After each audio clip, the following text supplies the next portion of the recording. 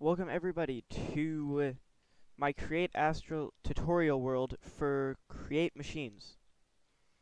So here I'm just doing some tutorials on how I made some of the stuff, on how I made like automation in my Create Astral world. So first one will be the tunnel bore. For the tunnel bore, you have a wall of drills here.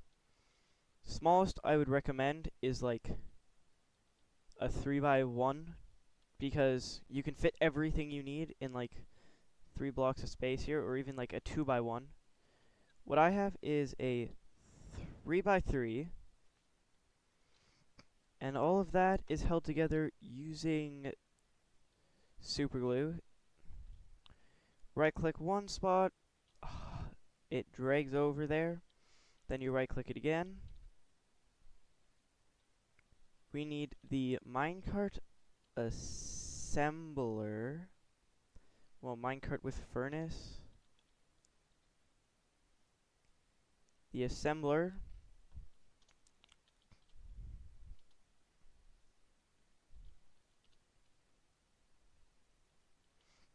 then just some rails.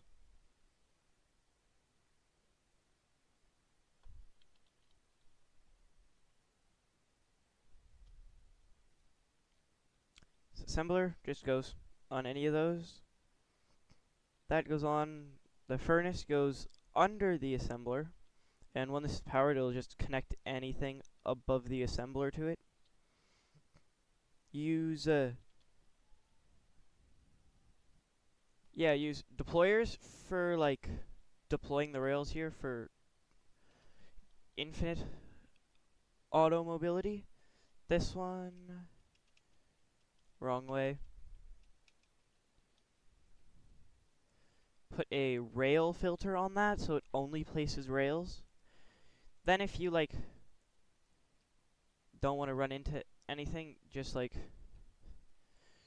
use whatever block you have a bunch of, put it in this lower deployer, and it'll place it down here.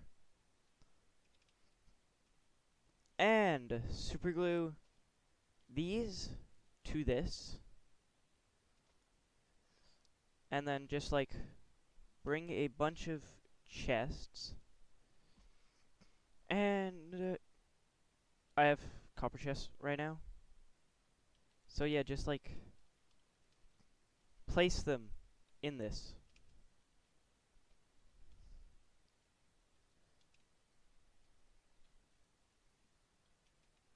This is probably more storage than you will most likely need on this size of a tunnel bore, unless you're running it for a very, very long time.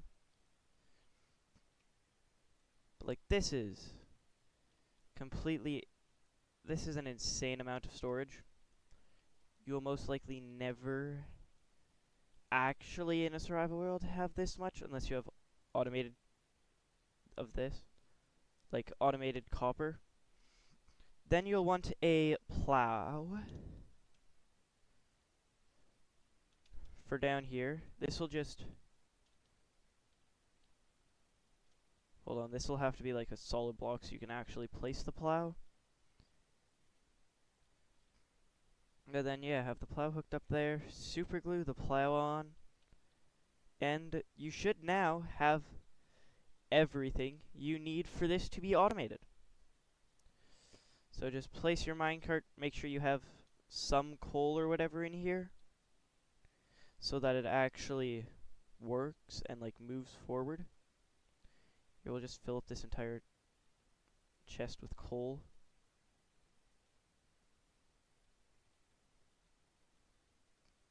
Nine stacks of coal is enough. And then give this redstone power, so like just with a lever. And boom, right click it. That is now all one unit.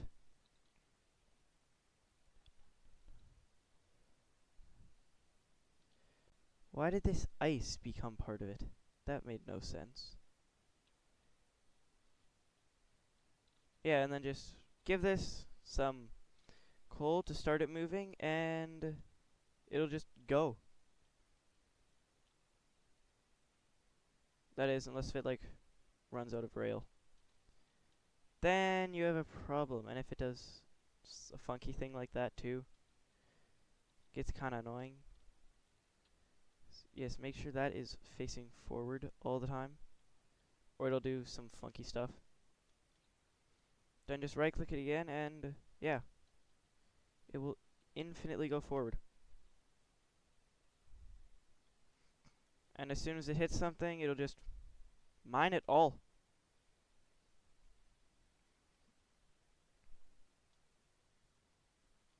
Yeah.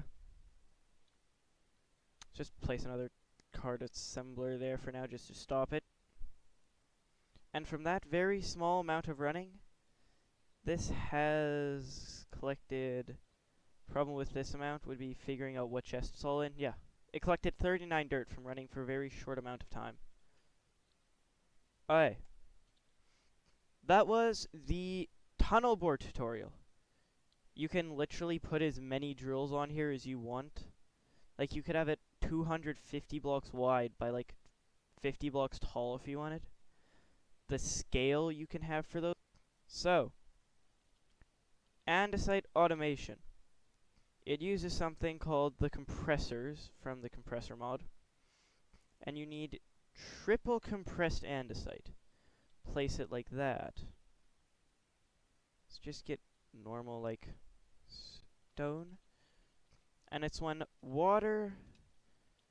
flowing lava touches water above triple compressed andesite, will get you a normal andesite block. So we want some water here. Water down there. What I did in the single player world is I just put the lava up here.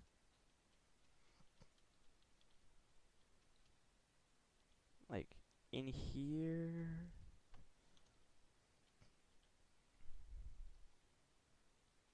See? Andesite. Now, this will get you andesite 100% of the time over just normal cobblestone, over just like double compressed andesite. It would get you the andesite 1/6 of the time, and then over bedrock, it'll get you the andesite very rarely.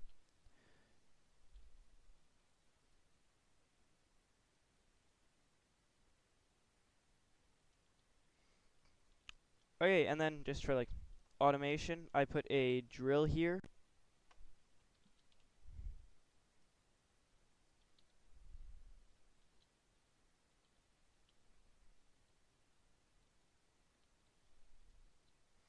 Powered by our water wheel setup that we have. But for this, we're just going to use a creative motor, which just provides rotational power. And yeah, see here you can increase it, like, up to insanely high. Up to where it is mining faster than it can be produced. But this is with the create motor. I don't have enough SU to get it up to that high of power. So now that we just talked about the water wheels, I'll show you how I got my water wheels up to their maximum efficiency of 360 SU. So let's grab the water wheels here. What you want to do is make sure you place the water so it flows against these fins because of water resistance. And if you don't, it won't work as well. So you see how fast that's spinning? Now if we come over here and we place one where it's going against, it doesn't work as well. See, that's going fairly slow. And you can always grab a gearbox and a stressometer to check and see how much stress you're producing.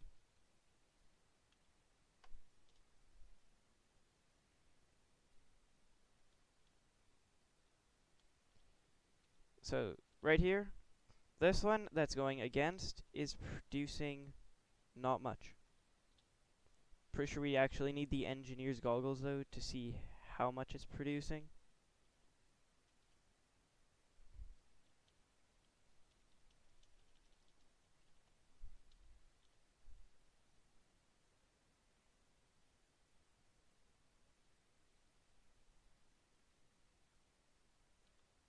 So see, this is only producing 192 SU. And if you're doing this in a cold biome, you probably want to have something so it doesn't freeze over. This is producing 320. This is only producing 192. So this one, water resistance. I'm going to shut that off so it doesn't lag the server. Well, like the world, I meant. Auto kelp farm. We're going to get the motor again to just signify the water wheels I have. Same setup as over there. Let's grab some shafts. Pulled it out to about here, and let's grab a vertical gearbox into another shaft, into a rotary. That's not right. Into a radial chassis, I think. No, that's not the right block either. We do need these though, the linear chassis. What is this block? The mechanical bearing. That's what we need. Mechanical bearing. Place that on top there. These don't need the glue to attach. And you see? Now when you turn that on, that just spins in a circle. So let's stop that. Oh, more rotation speed you give these here. Faster it'll be able to spin. Yeah, see, look at that. That's completely insane though. Then if you right click a surface with a slime ball, it just allows you to attach materials to it. So this is, wait, what side is it? Okay. Let's grab the wrench.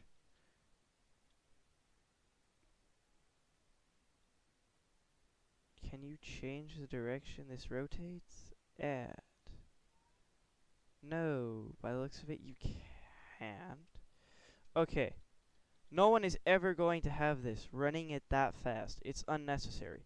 So we are going to slow that down to 16. That's probably what it's at in my survival world.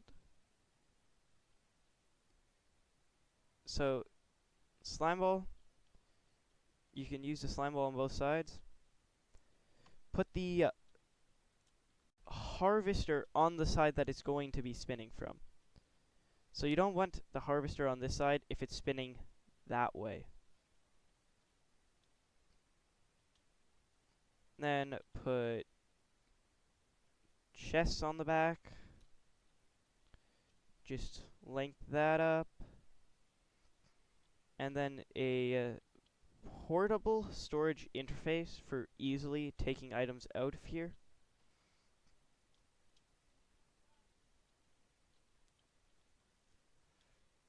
Then another portable storage interface over there. It'll just take the items out. And you can export from the portable storage interfaces using a funnel. I have andesite ones right now. Brass is much faster at exporting items though. Then just build like your base of sand or whatever. We'll just assume this is like all solid stone under here, so 3 down. Because you want this to be like 1 block above where you're actually going to be farming. And this can reach out 6 blocks. So here it can reach. Then like this.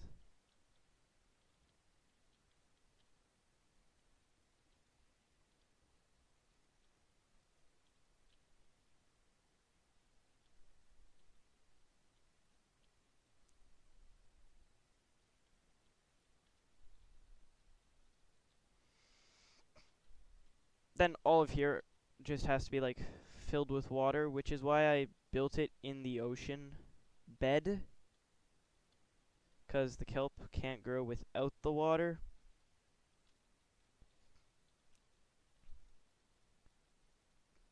So for one with 6 on here, you'll have this oddish shape.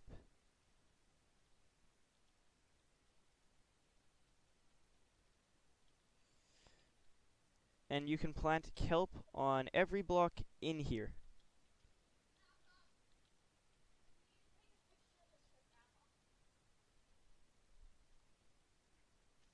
And for this here 6 block long one, you'll want to cover all of this here kelp with, I mean all of this sand with kelp blocks. Let's just say it's harvested some, and boom, we now have a stack of kelp in there. Turn that on, it'll spin, it'll hook up with this, and your kelp will dump out here. And for dry kelp then, after that I have it hooked up to a belt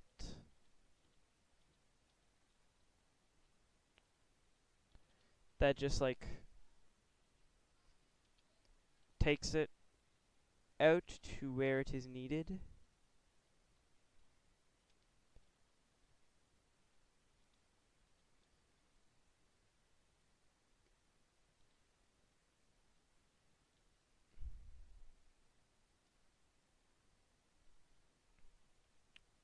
Alright, those we'll just assume are hooked up. Then here, out to like here or whatever. And what you want is a fan. An encased fan hooked up 2 blocks away with a campfire in front of it. There, and it'll blow onto this belt and like cook the kelp and turn it into dried kelp. So I have a campfire in my world because we don't have access to nether blocks, which is typically how you would do it with like fire and netherrack. But we don't have access to that, so I resorted to campfires. Now if you have all these belts powered, which I'm just gonna do quickly, I'll power them all. Just like keep the speed at 20. Power that.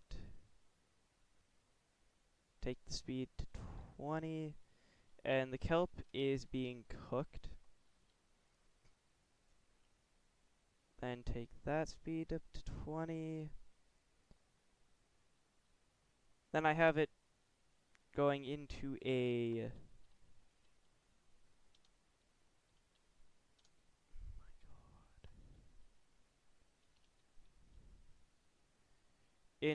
crude storage unit over here. No, I don't want a crude storage unit in my crude storage unit. And this crude storage unit has an andesite funnel on it. Flip. And it'll input from with this configuration in from the back. That is the back for these. I don't know why, it just is. So all of our kelp, it's being smelted up and put in there. So from this, I have a item vault.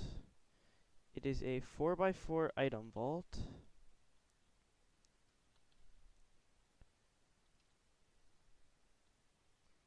That has a chute dumping into it from like up here. Now item vaults can go up to like immense sizes, I think it is. And this just output the bottom. And yeah, this is now stored completely. And with item vaults, they can go fairly large. Smallest, like, wall here, 3 by 3. Then you can have it like as many long as you want, I think. Or you can have it fairly long.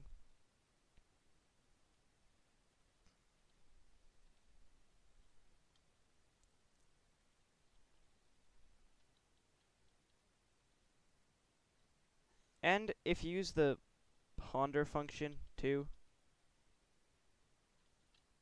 it also shows you a bunch of helpful information. So now we have a super large storage vault.